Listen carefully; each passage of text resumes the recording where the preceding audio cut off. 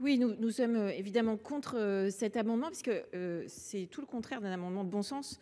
Ça a des allures d'amendement scientifique, mais qui ne repose sur aucune logique scientifique en réalité. Le chiffre de 1000, c'est quelque chose auquel on est arrivé par consensus pour les sondages d'opinion, mais enfin, ça n'a rien à voir avec le sujet des tests pour les discriminations. Là, non seulement, comme vient de le dire Madame la Ministre, ça réduirait, alors 1000 salariés, ça veut dire à peu près 1500 entreprises au total en France, hein, sur à peu près 4 millions d'entreprises.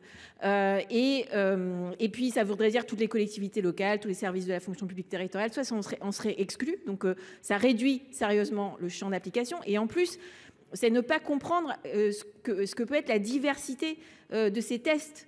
Puisqu'il ne s'agit pas uniquement de les appliquer à la population qui seraient les employés de la personne morale ou privée, publique ou privée, ça peut être aussi évidemment les candidats. Ça peut être une agence immobilière, elle peut avoir 10 salariés, mais on peut démontrer qu'elle discrimine contre ceux qui cherchent un logement.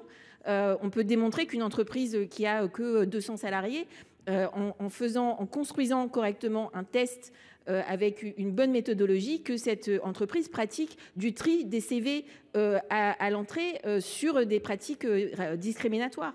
Donc cet amendement n'a aucun sens et s'il était adopté, il viderait totalement de tout sens cette proposition de loi. Ça serait totalement contraire à l'esprit de la proposition de loi.